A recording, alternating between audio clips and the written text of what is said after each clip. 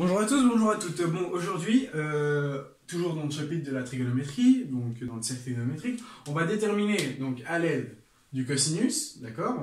Je vais dire que le cosinus de θ c'est 4/5, et ben je vais déterminer le sinus, la tangente et la cotangente. Comment faire? Bon, déjà, je vais dire que θ appartient au quatrième cadran. Donc on va vérifier si déjà c'est plausible. Si θ appartient au quatrième cadran, d'accord, je vais être là-dedans, et donc mon cosinus, il sera positif, d'accord, donc ça va. Donc pour l'instant, nos conditions sont respectées, d'accord. On a bien le cosinus de θ qui est positif, ok. Et donc, on va avoir besoin de nos formules fondamentales, d'accord, qui nous disent que le sinus carré de θ plus le cosinus carré de θ, quels que soient les angles θ et θ, ok, quel que soit l'angle θ, est égal à 1, d'accord. Pourquoi en fait c'est égal à 1? En fait, si on prend notre cercle trigonométrique, ici on a le cosinus, et là on a le sinus, d'accord. Peu importe le signe, d'accord, même si on a un moins. Tant qu'on va le mettre au carré, ok, un carré est toujours positif. Donc pour l'instant on s'en fout du signe. Et donc on a un angle rectangle et on a 1. Et par Pythagore, on sait que la longueur de l'hypoténuse au carré, c'est la somme des deux au carré. Et donc on a le cosinus au carré plus le sinus au carré qui est égal à 1 au carré. Et donc a au carré c'est 1. Et donc on obtient que le sinus au carré plus le cosinus carré, c'est toujours égal à 1. D'accord? Peu importe le signe du sinus et du cosinus. Tant qu'on met au carré, ça devient positif. Voilà. Donc première formule. Et pour calculer la tangente, ça va être égal au sinus sur le cosinus. D'accord? Et la cotangente, si on trouve la cotangente, pas besoin de faire cosinus sur sinus, on sait que c'est 1 sur la tangente. Et donc à ce moment-là, on n'aura qu'à switcher, d'accord? Si j'ai par exemple tangente qui est égale à 3, et bien la cotangente, on va switcher et donc on aura 1 tiers. Voilà, voilà. Donc ça, c'est pour les petites infos et donc les outils qui vont nous être utiles pour calculer ceci. Et donc, on a le cosinus qui est égal à 4/5. Et donc, je vais essayer de calculer le sinus. Je sais par cette formule-là, la première formule fondamentale, que le sinus au carré est donc de θ, plus le cosinus carré, je sais que le cosinus c'est 4/5, du coup je vais mettre 4/5 au carré, est égal à 1. Okay? Et donc je développe 4/5 au carré, c'est 16/25. Je le passe de l'autre côté, et donc j'ai que le sin carré de θ, c'est 1 moins 16/25. D'accord? C'est le carré de 4/5. 16/25, si je remets tout en 25e, d'accord? 1 ça nous fait 25, et donc moins 16, je vais avoir le sin carré de θ qui est égal à, et donc 9/25. Après, j'ai qu'à prendre la racine, et donc j'ai que le sin de θ, c'est égal à plus ou moins la racine, et donc de 9/25. Plus ou moins la racine de 9/25, on a dans un premier temps soit 3/5, soit dans un deuxième temps moins 3/5. Et donc, comment on sait quelle est la bonne solution? On sait qu'on est dans le quatrième cadran. Et donc, on va regarder tout simplement dans le quatrième cadran, notre sinus, il est en dessous, donc il est négatif.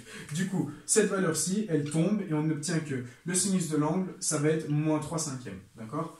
Et donc, à l'aide de ma formule fondamentale, je fais une petite manipulation algébrique et j'obtiens que le sinus, j'ai deux possibilités, soit plus, soit moins. Je regarde dans quel cadran je suis et j'obtiens que le sinus est négatif. D'accord? Et donc, à l'aide de ceci, j'obtiens que le sinus, c'est moins 3/5.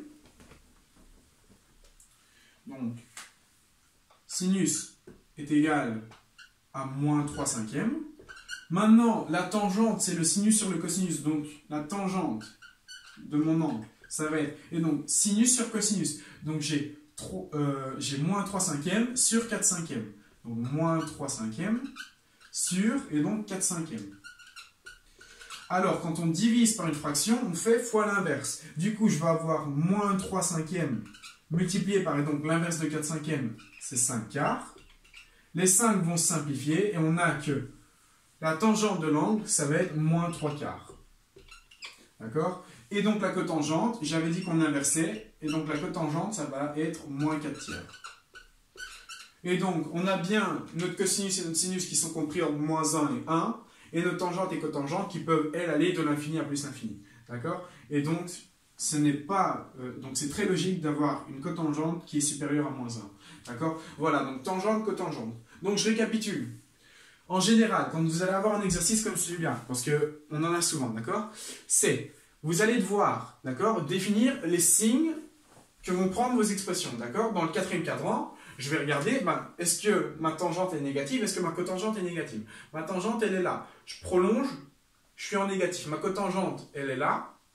Je prolonge, je suis aussi en négatif, d'accord? Du coup, pour l'instant, tout est bon. Il y a seulement, dans le quatrième cadran, le cosinus qui est positif. Et donc, c'est bien ce qu'on a, d'accord? Donc, on a la tangente et la cotangente, moins 4 sur 3.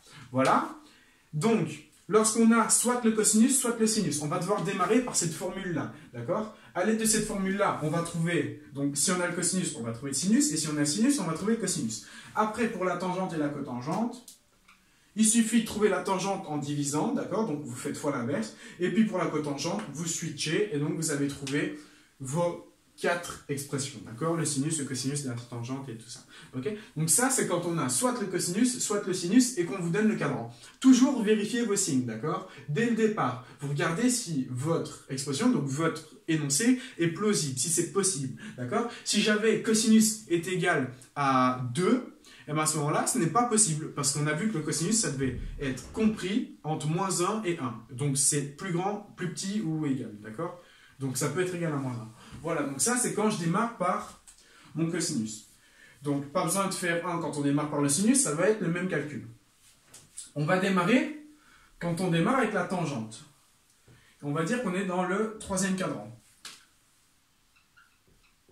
Alors, troisième cadran, quelle est la condition pour la tangente? On est ici, d'accord? Donc on va devoir prolonger, donc la tangente doit être positive.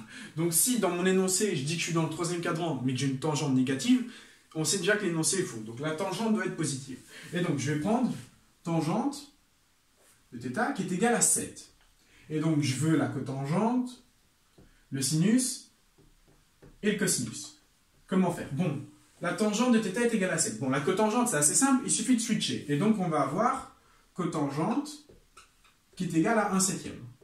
Voilà. Bon, maintenant comment faire pour trouver le sinus et le cosinus? Alors, ici, bon, déjà on va vérifier si c'est plausible, hein, la cotangente qui est égale à 1/7, donc la cotangente est positive, vous montez, donc vous êtes dans le troisième cadran, vous pouvez prolonger, vous avez bien une cotangente positive. Ok. Bon, maintenant, qu'est-ce qui va se passer pour le sinus et le cosinus? Alors, je sais que ma tangente, c'est mon sinus sur mon cosinus. Du coup, je vais avoir quoi? Je vais avoir que, ben, si ma tangente est égale à 7, je vais avoir mon sinus sur mon cosinus qui est égal à 7. D'accord? Et donc, de ça, qu'est-ce qu'on peut en déduire? On peut en déduire que ben, le sinus, ça va être égal à 7 fois le cosinus. Et où est-ce que je vais en venir? Ben, si je remplace ça là-dedans, je vais avoir une équation à une seule inconnue. Et une équation à une seule inconnue, on peut trouver la solution. Et donc, on obtient que sin sur cos, c'est égal à 7. Du coup, on a que le sin, c'est 7 fois le cos. Du coup, on va écrire que le sinus de l'angle, c'est 7 fois le cosinus. Voilà. Et puis on démarre. Sin carré. Le sin carré, ben, c'est 7 fois le cos au carré. Donc 7 fois le cosinus, le tout au carré. Et donc on prend le 7 avec, le tout au carré. Hein. Et donc on ajoute le cosinus au carré. Et donc ça, c'est égal à 1.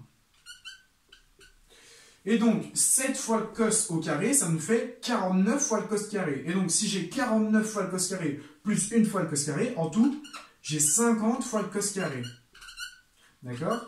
Qui est égal à 1. Et donc, 50 fois le cos carré, ben, je divise par 50 de l'autre côté.